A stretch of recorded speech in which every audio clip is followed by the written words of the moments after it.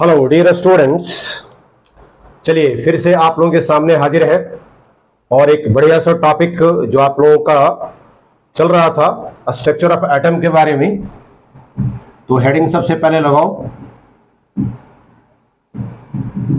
Structure of atom. ये class 11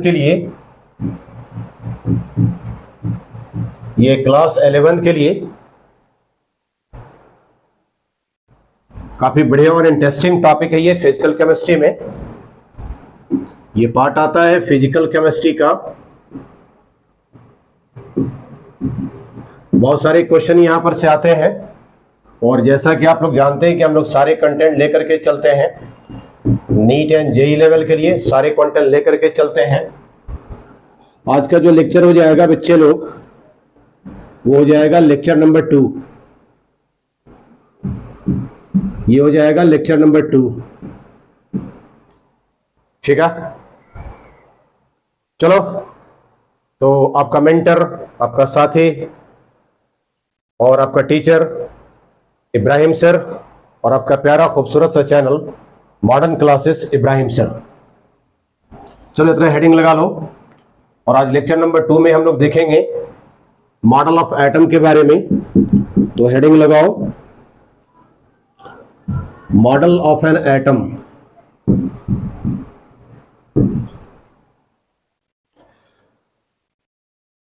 जब atom का डिस्कवरी हो गया, एटम के डिस्कवरी के बाद में इलेक्ट्रॉन का डिस्कवरी हुआ, जैसा कि पहले लेक्चर में आप लोग पढ़ चुके हो।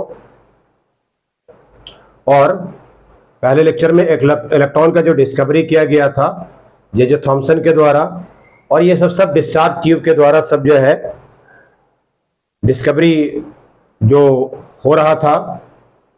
उसके बाद फिर ये बात सामने रखा गया कि आखिर एटम का स्ट्रक्चर कैसा होता है, किस तरह का मॉडल होता है, इसके बारे में प्रस्तुत किया गया। तो सबसे पहले एटम का जो मॉडल दिया है, जो नमूना दिया है, वो जे थॉमसन है। तो हेडिंग लगा लेंगे, J Thomson model of an atom.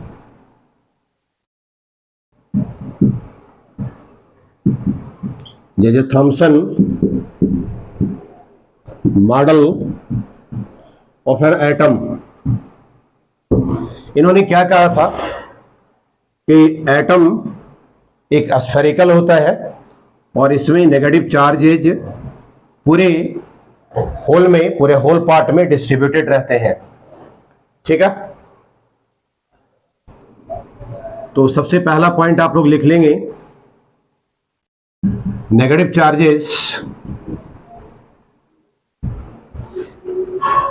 Charges are distributed, दिख रहा है, okay right, are distributed on whole part of an atom, ठीक है। दूसरा पॉइंट इसमें लिखो। दूसरा जो जे थॉमसन ने मॉडल प्रस्तुत किया था कि नेगेटिव चार्जेज बराबर होते हैं पॉजिटिव चार्जेज का, तो लिखो negative charges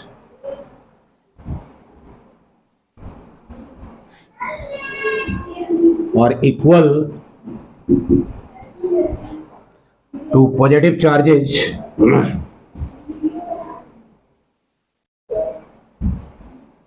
on an atom.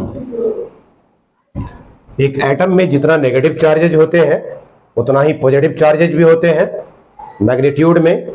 That means अगर एटम की बात किया जाए, चूंकि नेगेटिव चार्जेज और पॉजिटिव चार्जेज ये दोनों के दोनों क्या हो गया, ये दोनों बराबर हो गया मैग्नीट्यूड में, इसलिए एटम को इलेक्ट्रिकली न्यूट्रल कहा जाता है, ठीक है। चलो यहां पर लिखते हैं, an atom is electrically neutral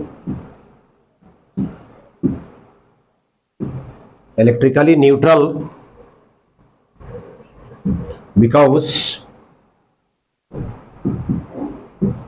the magnitude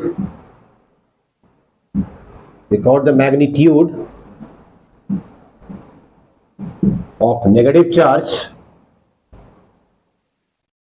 is equal to the magnitude of positive charge। ठीक है, बात आ रही है समझ में? क्या कहा गया कि जितना मैग्नीट्यूड में नेगेटिव चार्जेज होते हैं उतना ही इस पर पॉजिटिव चार्जेज भी होते हैं। तो नेगेटिव चार्जेज और पॉजिटिव चार्जेज मिलकर के पूरे के पूरे एटम्स को क्या करता है, न्यूट्रल कर देता है। इसलिए इलेक्ट्रिकली क्या होते हैं, एक एटम न्यूट्रल होते हैं। ठीक है, इतना पॉइंट को नोट कर लो जल्दी से फटाफट।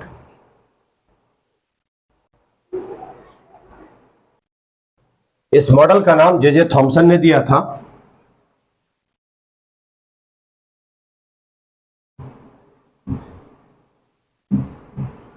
The name of this model was given by J Thomson. J Thomson ने इस मॉडल का नाम रखा था plum pudding model. Plum pudding model. इसका दूसरा नाम रखा था वाटरमेलन मॉडल। Watermelon model.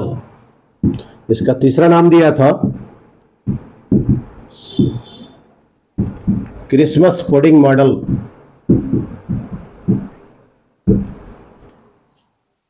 ठीक है, इसका नाम इसलिए रखा गया था, आप एक ऐसा समझो कि एक तस्त में, एक प्लेट में बहुत सारी मिठाइयां रखा हुआ है, मिठाइयां रखा हुआ है और उसमें उतना ही पार्ट में पॉजिटिव चार्जेज भी उसके ऊपर टोटल के टोटल, जिस तरह से मक्खी बन बनाते हुए किसी प्लेट में मिठाई रखा हुआ रहता है। पुडिंग का मतलब मिठाई होता है।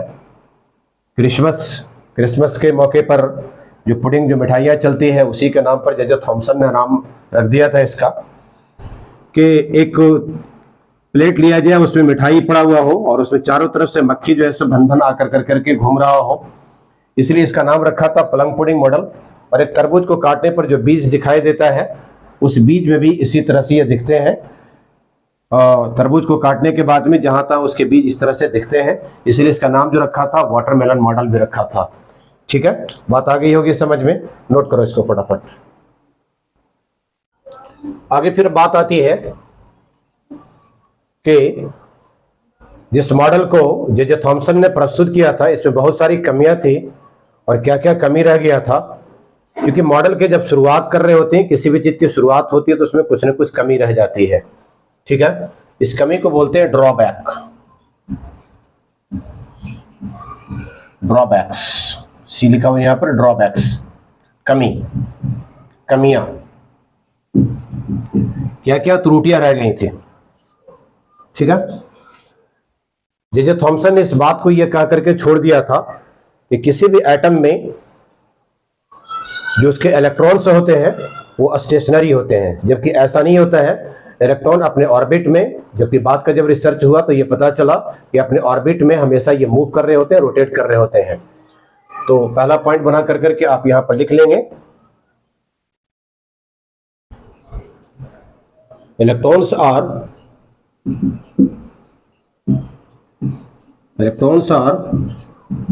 Not stationary. Electrons are not stationary. ठीक है, दूसरी बात इन्होंने कहा था कि एटम जो होते हैं वो सॉलिड होते हैं, जबकि ऐसा नहीं होता है कि पूरे के पूरे एटम्स सॉलिड होते हैं। उसके कहीं न कहीं जगह उसके जो होते हैं वैकेंट्स होते हैं और वैकेंट पड़े हुए रहते हैं। ठीक है, तो दूसरा पॉइंट में आप लोग लिखेंगे whole atom is not solid. पूरे के पूरे एटम सॉलिड नहीं होते हैं। आगे इसी में लिखो, most of the part is vacant. बहुत सारा पार्ट इसका क्या रहता है, वैकेंट पड़ा हुआ रहता है। राइट। तीसरी बात, इन्होंने ये कहा था कि पॉजिटिव चार्जेज पूरे होल एटम में पड़ा हुआ रहता है, जहां जहां पर नेगेटिव चार्जेज होते हैं उसके होल एटम में पॉजिटिव चार्जेज भी पड़े हुए रहते हैं। जबकि बात के डिस्कवरी से पता चला कि नहीं, पॉजिटिव चार्जेज होते हैं सिर्फ न्यूक्लियस में होते हैं, राइट। तो लिख लेंगे positive charges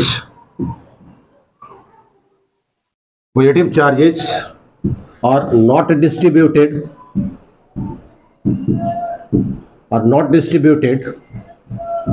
on the whole part of the atom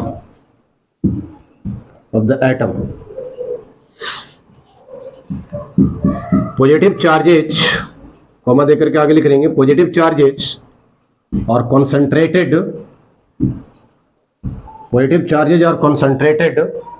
in nucleus.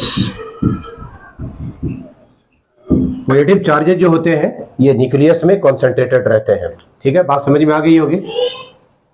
Electrons are not stationary, electron stationary नहीं होते, स्थिर नहीं होता है ये। होल एटम छूट गया यहाँ पर, whole atom is not solid, पूरे के पूरे एटम सॉलिड नहीं होते, बल्कि इसका बहुत सारा पार्ट खाली पड़ा हुआ रहता है।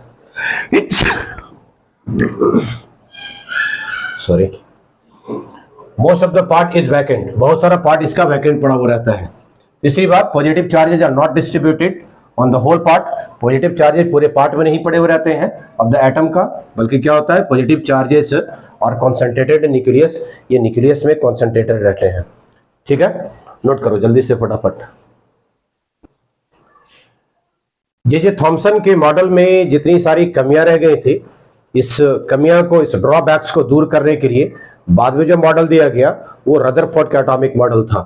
तो नेक्स्ट हेडिंग लगाओ, hashtag Rutherford's atomic model, Rutherford's atomic model. Okay,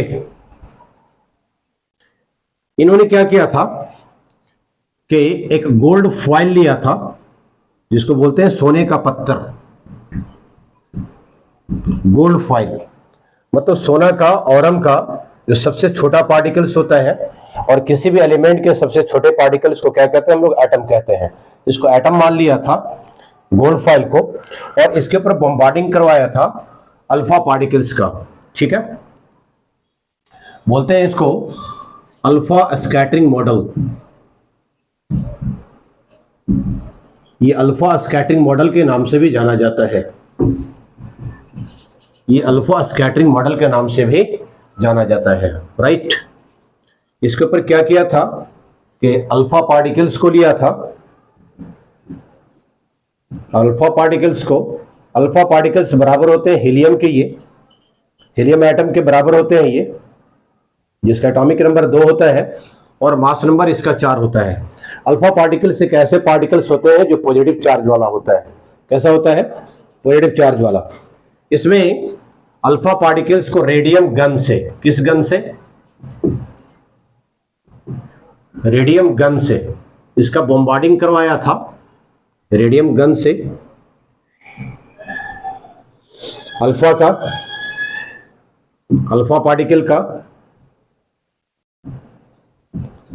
particle का रेडियम गन से बॉम्बार्डिंग करवाया।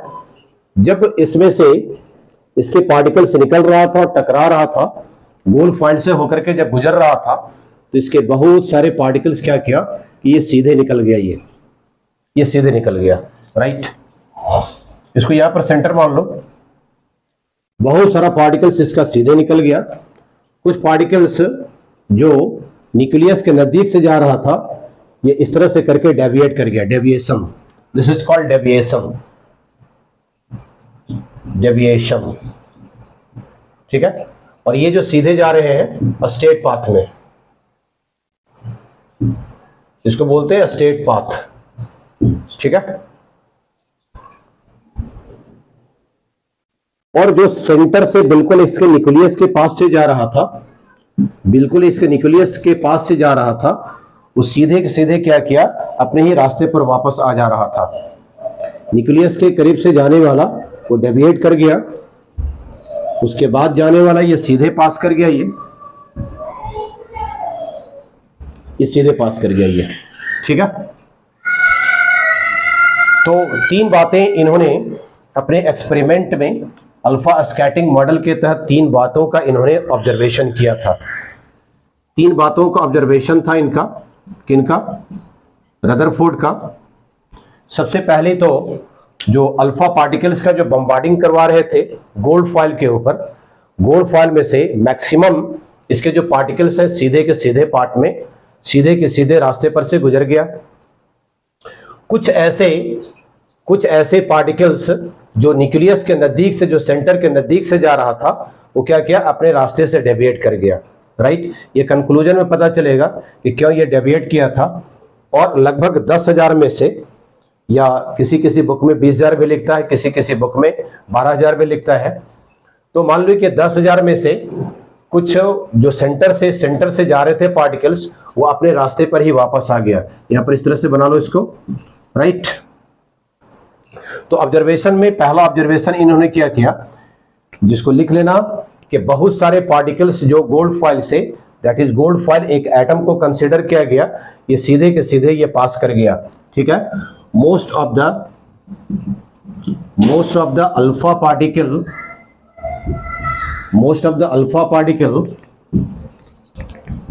passed in the straight line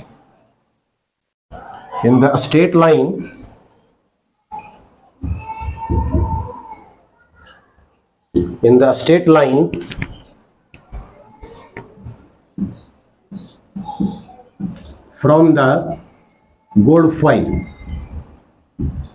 ठीक है। दूसरी बात, कुछ पार्टिकल्स जो न्यूक्लियस के नजदीक से जा रहे थे वो डेविएट कर गया। तो दूसरा पॉइंट में लिख लेना, some alpha particle deviated from its original path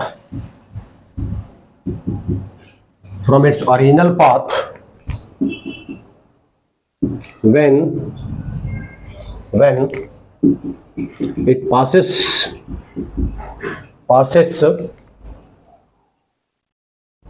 near through the nucleus। जो न्यूक्लियस के करीब में से जा रहे थे वो अपने पाथ से क्या कर गया? डेविएट कर गया। दूसरा ऑब्जर्वेशन, बहुत सारा अल्फा पार्टिकल जो पास कर गया सीधे लाइन में। दूसरा ऑब्जर्वेशन ये था कि जो न्यूक्लियस के करीब से जा रहा था वो डेविएट कर गया। डेविएट करने का मतलब होता है मुड़ जाना, अपने रास्ते से भटक जाना, डेविएट कर जाना। ठीक है, नोट करो, तीसरा पॉइंट लिखते हैं। और तीसरा point, out of 20,000 alpha particle,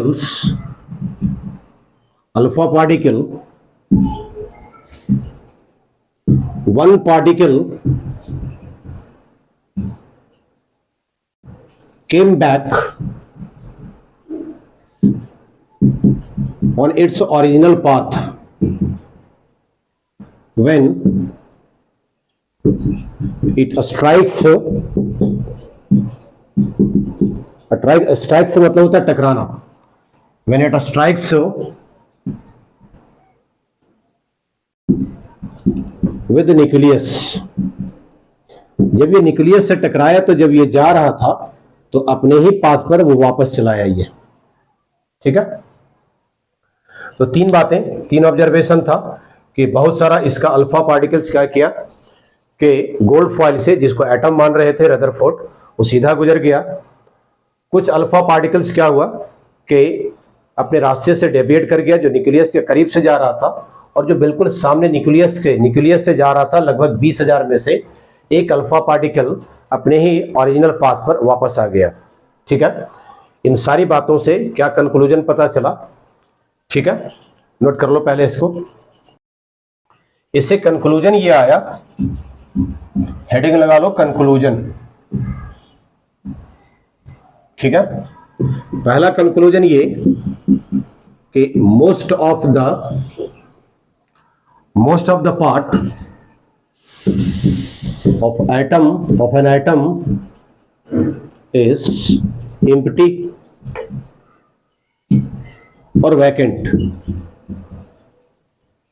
vacant बहुत सारा एटम का जो पार्ट है वो वैकेंट पड़ा हुआ है, एम्प्टी पड़ा हुआ है, खाली पड़ा हुआ है। एम्प्टी का मतलब होता है खाली। ठीक है भाई, चलो राइट, चलो आगे बात करते हैं हम लोग। हाँ, क्योंकि अल्फा जो बराबर होते हैं ये हीलियम के, इसके ऊपर इसका एटॉमिक नंबर 2 और मास नंबर 4। ठीक है, अल्फा जो करता है, alpha consist of positive charge. Alpha particle consist of positive charge. ये पॉजिटिव चार्ज होते हैं। इस बात से पता चला कि न्यूक्लियस के करीब से जा रहा था तो उसको रिपेल कर दे रहा था। ठीक है, तो आप इसको लिख लेंगे इस तरह से, देयर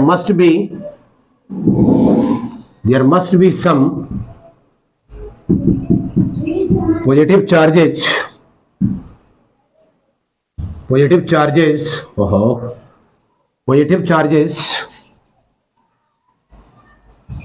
are present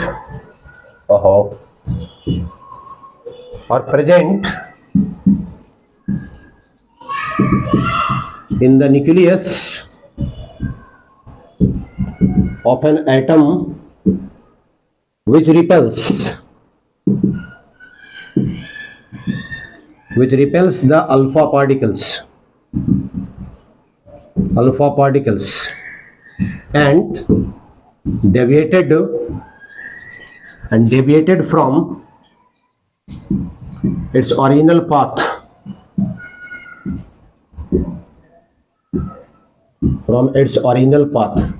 ठीक है, क्या बात कर रहे हैं हम लोग? There must be some positive charges are present in the nucleus. Nucleus में कुछ न कुछ जरूर पॉजिटिव चार्जेस पड़े हुए हैं। और एटम का विच रिपेल्स, जो रिपेल कर देता है, हटा देता है। क्योंकि जानते हो कि सेम चार्जेज के बीच में जब सेम चार्जेज होते हैं तो ये दुश्मनी होता है, सेम चार्जेज में दुश्मनी होता है। और अगर डिफरेंट चार्जेज है, प्लस माइनस है या फिर माइनस प्लस है, तो ये दोनों के बीच में प्यार होता है। ठीक है, सेम चार्जेज होने के कारण क्या कर रहा था कि उसको रिपेल कर दे रहा था। Which repels the alpha particles and deviated from its original path, और ये अपने ओरिजिनल पाथ से डेविएट कर जा रहा था। ठीक है, तीसरी बात, जो न्यूक्लियस के पास से 20,000 में से एक पार्टिकल जो न्यूक्लियस के पास से जो गुजर रहा था वो अपने ही रास्ते पर वापस आ गया। इस बात से पता चला कि न्यूक्लियस में हो ना हो कुछ न कुछ हैवी पार्टिकल्स पड़े हुए हैं, जो कि बाद में डिस्कवरी हुआ था कि वो हैवी पार्टिकल्स वो न्यूट्रॉन है वो। ठीक है,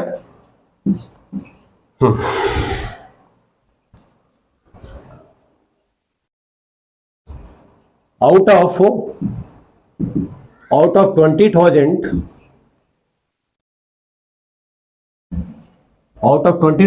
one alpha particle came back on its original path,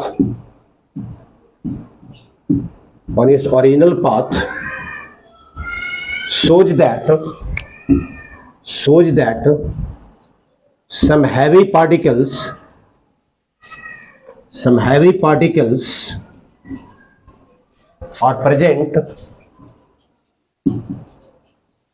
are present in the nucleus। दिख रहा है? ओके, इन द न्यूक्लियस में कुछ न कुछ हैवी पार्टिकल्स पड़े हुए हैं, जिसके कारण क्या कर रहा था, उसको जा रहा था, टकरा रहा था, और टक्कर के बाद में क्या कर रहा था, वापस चला रहा था। ठीक है, राइट, चल नोट कर। इसके साथ ही आगे रदरफोर्ड ने एटम के साइज के बारे में कुछ डिस्कशन किया, तो लिख लो इसको। साइज ऑफ एन एटम के साइज के बारे में बतलाया कि ये 10⁻⁻10 मीटर के बराबर होते हैं। साइज की बात करो, दैट मीन्स रेडियस। एटम का जो रेडियस होता है वो 10⁻10 मीटर होते हैं। And size of nucleus size of nucleus, ये लगभग बराबर होते हैं, लगभग बराबर लिखना 10 to the power minus 15 metre, ठीक है, 10 to the power minus 15 metre, right. पूरी अगर हम लोग size, therefore size of atom की बात करें हम लोग तो कितना हो जाता है, ये 10 to the power 5 into size of nucleus. Nucleus के साइज से 10 टू द पावर 5 गुना बड़ा होता है, ठीक है। उसी तरह से आगे अगर बात करो, volume of atom upon volume of nucleus is equal to 4/3 pi r1 cube बटे 4/3 पाई r2 क्यूब। R2 मान लिए हम लोग न्यूक्लियस के लिए, और R1 जो मान लिए हैं वो एटम के लिए, रेडियस मान लिए हैं। 4/3 से 4/3 कैंसिल कर दो, पाई से पाई कैंसिल कर दो, राइट। दैट मीन्स R1 जो आ रहा था, कितना आ रहा था इसका, 10 टू द पावर माइनस 10 का क्यूब हो गया, by 10 to the power minus 15 का क्यूब हो गया, is equal to 10 to the power कितना हो गया, माइनस 13। इसको ऊपर लेकर के जाएगा, 10 टू द पावर कितना हो जाएगा, प्लस 45 हो जाएगा। That means 10 to the power कितना बचेगा, ये 15, ठीक है। देयरफॉर लिखेगा volume of atom is equal to 10 to the power 15 of, किसका हो जाएगा, volume of nucleus, volume of nucleus, ठीक है। नोट कर लो इसको। चलिए, इसके बाद फिर बात आती है कि रदरफोर्ड ने जो मॉडल दिया था एटम का, उसमें कौन कौन सी कमी रह गया था, तो इसको हम लोग पढ़ लें, हेडिंग लगा लेंगे, drawbacks of Rutherford's atomic model. Drawbacks of Rutherford's atomic model, right, दिख रहा है, ठीक है। सबसे पहली बात तो he could not explain the hydrogen spectrum. हालांकि बात की डिस्कवरी है ये, he could not explain the hydrogen spectrum. ये हाइड्रोजन स्पेक्ट्रम को एक्सप्लेन नहीं कर पाए, जबकि हाइड्रोजन स्पेक्ट्रम के बारे में बाद में पता चला था, ठीक है। दूसरी बात, he could not explain the stability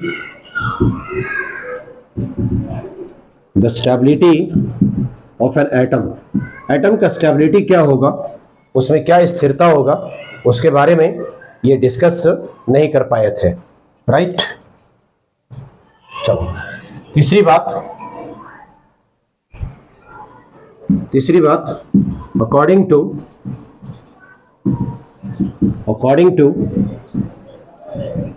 Maxwell electromagnetic को लिख दो बढ़िया से, इलेक्ट्रोमैग्नेटिक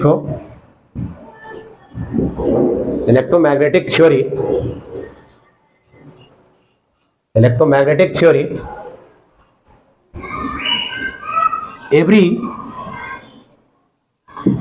every moving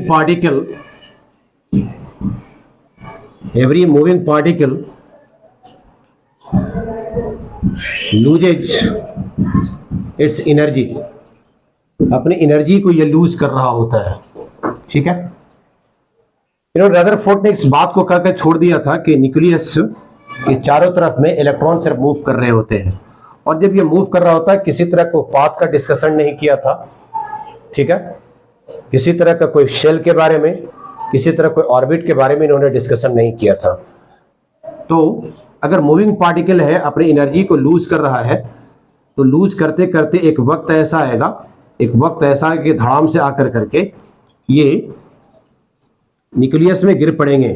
अगर इलेक्ट्रॉन मूव कर रहे हैं न्यूक्लियस के चारों तरफ में, तो क्या करेगा, ये मूव करते करते, क्योंकि ये अपनी एनर्जी को लूज कर रहा होता है इलेक्ट्रोमैग्नेटिक थ्योरी के अनुसार, जो मैक्सवेल ने दिया था, जो कि क्या करेगा, पूरे एग्जिस्टेंस को, एटम का पूरा एग्जिस्टेंस ही खत्म हो जाएगा, मतलब एटम का कोई एग्जिस्टेंस ही नहीं रहेगा। और जब एटम का एग्जिस्टेंस ही नहीं रहेगा तो फिर तो इसकी बात ही करना जो है सब बेकार है, राइट। तो इन्होंने, रदरफोर्ड ने पाथ के बारे में, कि इलेक्ट्रॉन कहाँ पर किस तरह से मूव करता है, इसके बारे में इन्होंने डिस्कस नहीं किया था, राइट। तो ये सबसे बड़ी कमी रह गई थी इनके। तो 3 इनका ड्रॉबैक्स है, ये एक्सप्लेन नहीं कर पाए थे हाइड्रोजन स्पेक्ट्रम का, और एटम का स्टेबिलिटी के बारे में नहीं बता सके थे, किस तरह से ये मूवमेंट कर रहा होता है इसके बारे में भी ये डिस्कस नहीं कर पाए थे। ठीक है बच्चे लोग, नोट करें इसको। आगे इन्होंने साइज ऑफ एन एटम के बारे में बतलाया कि एटम का जो इसका साइज होता है, ठीक है, बेटर हो हम लोग न्यूक्लियस के बारे में लिख लें। न्यूक्लियस का जो साइज होता है R is equal to R nought, क्या पढ़ते हैं इसको हम लोग, R nought A to the power 1/3, ठीक है। ये फार्मूला इन्होंने दिया था रदरफोर्ड ने, ठीक है। R0 ये बराबर होते हैं बिटवीन, ये लगभग बराबर होते हैं ये 1.1 इंटू 10 टू दी पावर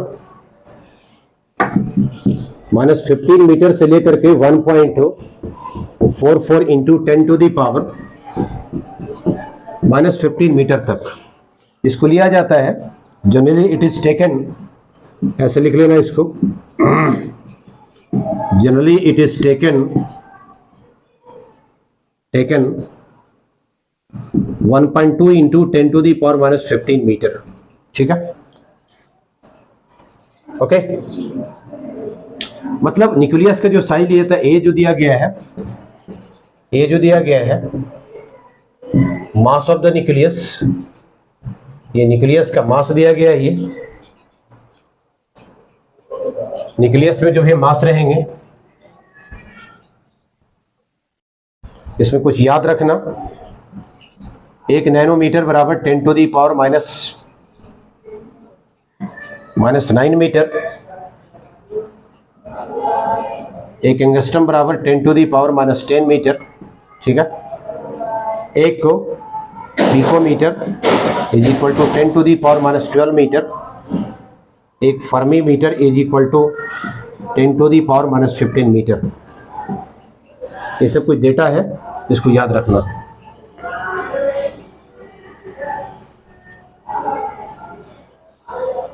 ठीक है।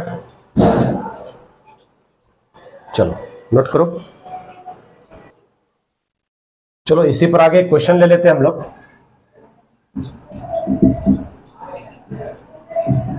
Calculate the radius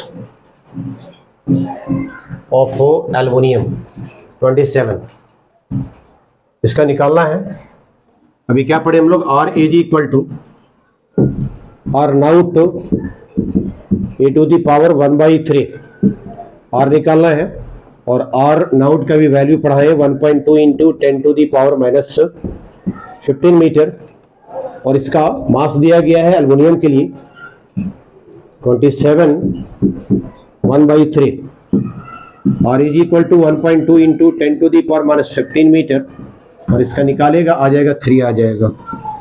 R is equal to 1.2 में 3 से मल्टीप्लाई करो, 12 × 36 हो जाएगा, 3.6 into 10 to the power 15 metre, ये आंसर आ जाएगा, ठीक है। तो इस तरह का क्वेश्चन कुछ भी आता है आपके सामने में, तो ये क्वेश्चन को कर लोगे, राइट। चलो नोट करो। चलो आगे हम लोग देखते हैं प्रॉपर्टीज ऑफ चार्जेज। एक्चुअल में चार्जेज क्या होता है, charges is the multiple of electron, charges is the multiple of electron, electron का मल्टीपल होते हैं और इंटीग्रल मल्टीपल होता है, that is Q is equal to NE, और E के ऊपर इलेक्ट्रॉन के ऊपर जो चार्ज होते हैं 1.6 इंटू माइनस में 1.6 इंटू 10⁻⁻19 कूलम, ठीक है, इतना कूलम इसका चार्ज होता है इलेक्ट्रॉन का।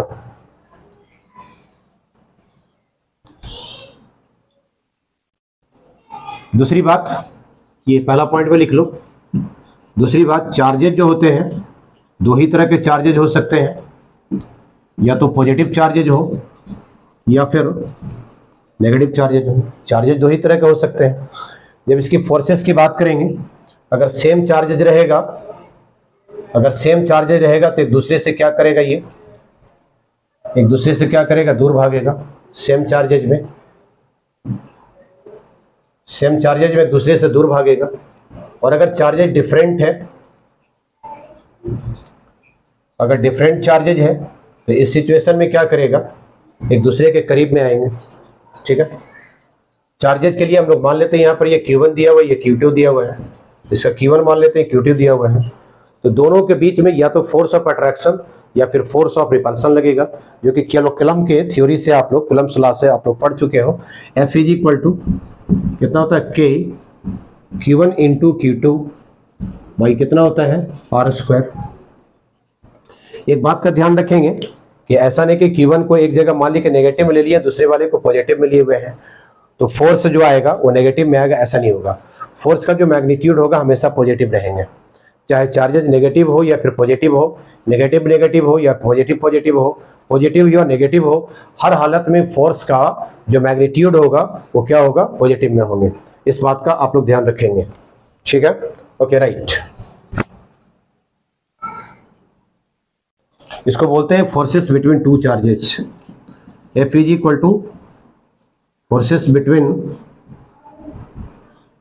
Two charges,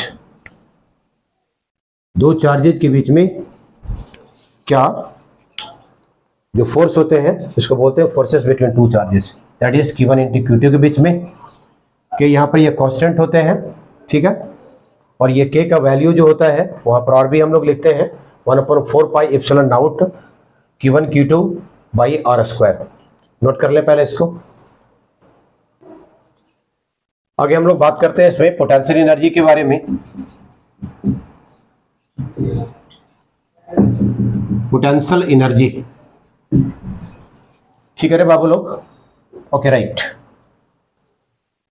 potential energy is equal to कितना हो जाएगा, K Q1 into Q2 by कितना हो जाएगा, ये R हो जाएगा। कंडीशन कौन कौन सा कंडीशन हो सकता है, इन सारे कंडीशन पर हम लोग बात करते हैं, ठीक है। जैसे पहला मान लीजिए कि Q1 ये पॉजिटिव में दिया हुआ है और Q2 भी किस में दिया हुआ है, ये पॉजिटिव में दिया हुआ है। दोनों के बीच में क्या होगा, रिपल्सन होगा, Q1 और Q2। ये भी पॉजिटिव में, ये भी क्या है, पॉजिटिव में है। ऐसे सिचुएशन में R का वैल्यू क्या होगा, घटेगा। R का वैल्यू क्या हो जाएगा, घटेगा। जब R की वैल्यू जब घटेगी तो फिर इस सिचुएशन में क्या होगा, पोटेंशियल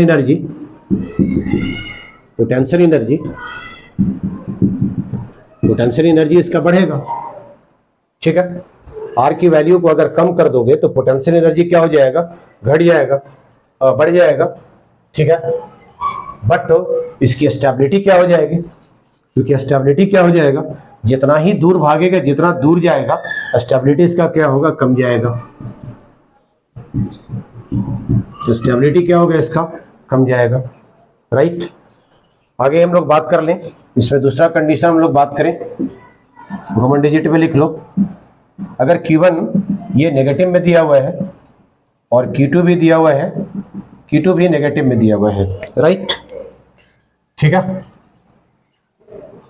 तो पोटेंशियल एनर्जी जो कि माइनस पोटेंशियल एनर्जी तो कौन सी में आएगा, ये पोटेंशियल एनर्जी तो पॉजिटिव में आएगा ये, क्योंकि ये भी माइनस में माइनस मल्टीपल करेगा, क्या हो जाएगा, ये पॉजिटिव में आ जाएंगे। यहाँ पर भी पोटेंशियल एनर्जी क्या हो जाएगा, पोटेंशियल एनर्जी क्या हो जाएगा, यहाँ पर भी ये पॉजिटिव में रहेंगे क्योंकि ये प्लस और प्लस दिया हुआ है।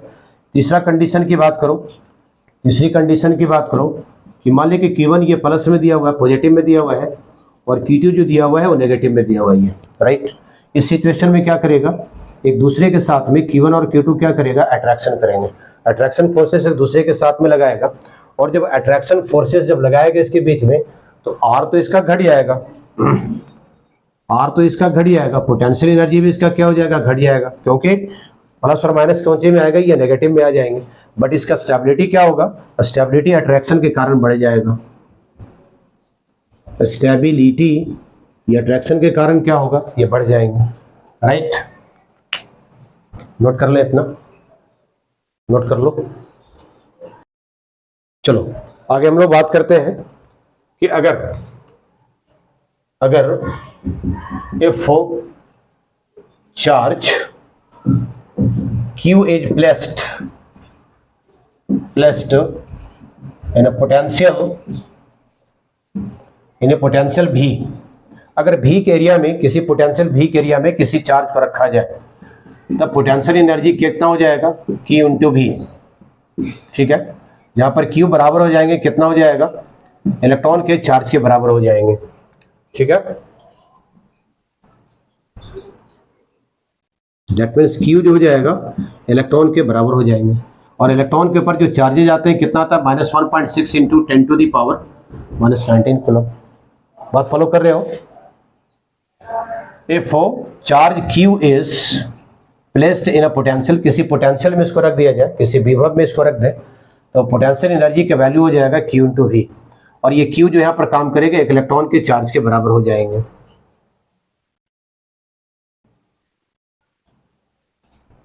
ठीक है। आज के लिए हम लोग इतना ही रखते हैं, राइट। इसमें आज हम लोगों ने जो डिस्कस कर लिया है, ये जो थॉमसन के मॉडल के बारे में और रदरफोर्ड के मॉडल के बारे में, क्या क्या और रदरफोर्ड का ऑब्जर्वेशन रहा था और क्या क्या कंक्लूजन रहा था, ठीक है। इसके बाद फिर साइज ऑफ द एटम क्या होगा, साइज ऑफ द न्यूक्लियस क्या होगा, ओके। फिर वॉल्यूम के हिसाब से फिर हम लोग देख रहे थे कि वॉल्यूम किस तरह से दोनों का कंपेयर करके एटम का और न्यूक्लियस का, इसका मैंने देखा। उसके बाद चार्जर का और पोटेंशियल एनर्जी के बारे में डिस्कस किया। नेक्स्ट वाले जो हम लोग डिस्कस करेंगे वो न्यूक्लियस के ऊपर कितना पोटेंशियल एनर्जी होता है, उस पोटेंशियल एनर्जी के बारे में हम लोग डिस्कस करेंगे। चलो इसको नोट कर लो और काफ़ी अच्छे ढंग से नोट्स अपना तैयार कर लो, ओके। ऑल द बेस्ट, चलो पढ़ाई करते रहो, थैंक यू।